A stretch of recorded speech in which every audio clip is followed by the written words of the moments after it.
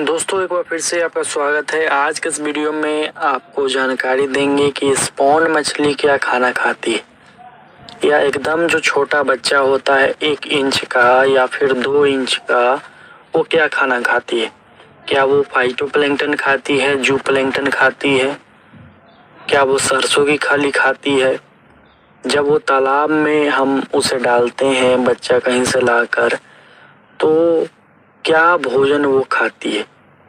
दोस्तों ये हो गया भोजन के बारे में। दूसरा कि अगर तालाब में बच्चा डालने के बाद बच्चों को भोजन न मिले तो क्या होता है। दोस्तों अगर बच्चा तालाब में आप डालते हैं, स्पॉन का हो गया, 1 इंच का हो गया, 2 इंच का हो गया, काफ़ी अधिक मात्रा में आप डालते हैं और आपने अगर तालाब की तैयारी नहीं की है, तालाब की तैयारी यानी कि मछलियों के भोजन बनाने की तैयारी नहीं की है उसमें, तो आप जो बच्चा डालेंगे ज़्यादा से ज़्यादा वो 4 दिन 5 दिन सरवाइव करेगा। क्योंकि जो छोटा बच्चा होता है वो बार बार खाना खाता है, बार बार उसको खाना खाने की आदत होती है। ऐसे में जब उन्हें खाना नहीं मिलेगा तो वो गल जाएंगी, मर जाएंगी तालाब के अंदर ही, और आपको पता नहीं चलेगा। आपको लगेगा कि बच्चा देने वाले ने हमें बहुत कम बच्चा दिया है, हमारे बच्चे सब मर गए। तो ये सब कुछ समस्याएं आती है, लेकिन किसान खुद को दोषी नहीं समझता है, वो दोषी समझता है बच्चा देने वाले को। दोस्तों तालाब की तैयारी करने समय हमें बहुत सारी बातों का ध्यान रखना चाहिए। सबसे पहले कि जब हम तालाब की तैयारी कर रहे हैं तो किस मछली के लिए कर रहे हैं, और रोहू कतला के लिए कर रहे हैं अगर, तो यह एक ऐसी मछली है जो पूरे तरीके से प्लैंकटन फीडर है, प्लैंकटन पर डिपेंडेंट है। प्लैंकटन इसे चाहिए ही। जैसे ही तालाब में डालेंगे ये खोज खोज कर जू प्लैंकटन को और फाइटोप्लैंक्टन को खाना स्टार्ट कर देगा, क्योंकि इसका यही भोजन है। दूसरा, अगर हम पंगास डाल रहे हैं तो उसके लिए तालाब की तैयारी हम कैसे करें। दोस्तों पंगास भी प्लैंकटन खाती है। पंगास के जो छोटे बच्चे होते हैं वो शुरू के दिनों में बहुत अधिक मात्रा में जू प्लैंकटन खाती है, क्योंकि वो कैटफिश होती है।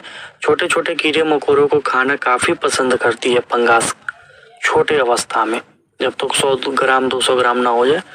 उसके बाद भी वो सब कुछ खाती है। जू प्लैंकटन दे दीजिए, सरसों की खली दे दीजिए, दाना दे दीजिए, हर चीज खाती है। मीट दे दीजिए, सारा कुछ खाती है। अगर हम तालाब की तैयारी ग्रास कार्प, सिल्वर कार्प के लिए कर रहे हैं, बिगहेड के लिए कर रहे हैं या कॉमन कार्प के लिए कर रहे हैं, तो आपको फिर से प्लैंकटन की मात्रा और हरे चारे की मात्रा आपके तालाब में सुनिश्चित करनी होगी। हरा चारा कहाँ से आएगा, तो आप बरसीम उगा सकते हैं, अजोला उगा सकते हैं, डकवीट उगा सकते हैं, घास उगा सकते हैं, बहुत सारी चीजें हैं ग्रास कार्प के लिए। तो सबसे पहले बात करते हैं कि स्पॉन जब आप तालाब में डालते हैं, स्पॉन से शुरुआत हम करते हैं, तो उस समय तालाब की तैयारी के समय में ही ध्यान दे देना है कि प्लैंकटन तालाब में हमारा बन जाए। उसके लिए अधिक कहीं भी आपको खाद की जरूरत नहीं है, बहुत अधिक रासायनिक खाद की जरूरत नहीं है। बस सरसों की खाली थोड़ी सी मात्रा में आपको डालना है, बहुत अधिक नहीं। जब आप स्पॉन या 1 इंच या 2 इंच का बच्चा डालते हैं तो सरसों की खली की मात्रा बहुत अधिक नहीं। मान लीजिए आपका नर्सरी 100 बाई 100 फीट का है, तो उसमें आपको 10 किलो के आसपास ही सरसों की खली डलवाना है। गड्ढा खनकर 3-4 जगह डलवा दीजिए, फिर 1-2 दिन के लिए पानी 1-2 फीट भर दीजिए। बस इतना ही करना है आपको। ना उसमें यूरिया डालना है, ना डीएपी डालना है, सिंगल सुपर फॉस्फेट कुछ भी नहीं। इससे आपका स्पॉन जो है वो डैमेज हो सकता है। ये सब बिल्कुल नहीं करना है, बस सरसों की खली। उसके बाद भोजन के लिए बहुत सारे किसान भाई पूछ रहे थे, भोजन आप देंगे मिनरल मिक्सचर। स्पॉन का भोजन, शुरुआती भोजन, 1 इंच का शुरुआती भोजन, 2 इंच का शुरुआती भोजन, या किसी भी साइज के मछली का जो शुरुआती भोजन है वो मिनरल है। मिनरल शरीर में जाएगा, काफी फायदा करेगा, मछली काफी तेजी से बढ़ेगी।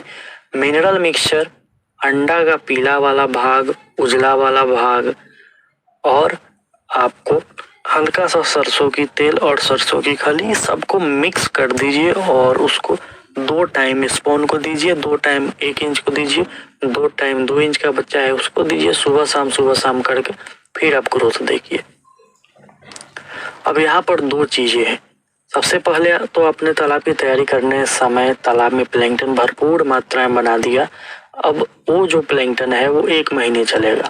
ऐसा क्यों? क्योंकि छोटा बच्चा जो है वो काफी कम मात्रा में प्लैंकटन को ग्रहण करता है और प्लैंकटन खुद में डिवाइड होता है, खुद बनते जाता है।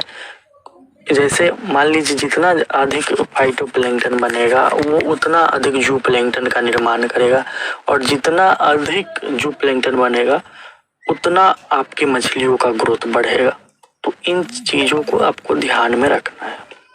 कोई भी अगर आपको बताता है कि तालाब की तैयारी अच्छे से करना है तो इसके पीछे बहुत सारे कारण हैं। तालाब की तैयारी अच्छे से हो जाएगी तो आपकी मछलियों का जो वृद्धि होगा काफी तेजी से होगा। अब स्पॉन डालेंगे उसके 4 से 5 दिन के बाद आपको सूती का कपड़ा चला कर उसके बढ़वार का जांच करना है। इससे मछलियां इधर से उधर हरकत में आएंगी, उनका जो भोजन है वो डाइजेस्ट होगा, चाहे 1 इंच का हो 2 इंच का हो। आप सूती का कपड़ा चला कर उसमें से आप देखिए मुलायम कपड़ा से काफी अधिक मछलियों का इसमें वृद्धि में मदद मिलेगी। दूसरा है गोबर का कोई किसान नहीं चाहता हम इस्तेमाल करें या सरसों की खली नहीं चाहता इस्तेमाल करें तो कुछ मत कीजिए, आप पानी भर दीजिए 3 फीट 4 फीट अगर स्पॉन्ज छोड़ना है तो, या 1 इंच 2 इंच 3 इंच कोई भी बच्चा छोड़ना है। फाइटोप्लैंक्टन आप मंगवाइए और जू प्लैंक्टन मंगवाइए, ये 2 दवा मंगवाइए, एक बार इस्तेमाल कर दीजिए। 1 महीने के लिए आप निश्चिंत हो जाएंगे। आपके तालाब में भरपूर मात्रा में फाइटोप्लैंक्टन और जू प्लैंक्टन डेवलप हो जाएगा। मछलियां खाएंगी और काफी तेजी से बढ़ेंगी। फाइटोप्लैंक्टन जू प्लैंक्टन पाउडर पोस्ट ऑफिस के माध्यम से हम आपके घर तक भेजते हैं। दिए हुए नंबर पर कॉल करके आप मंगवा सकते हैं।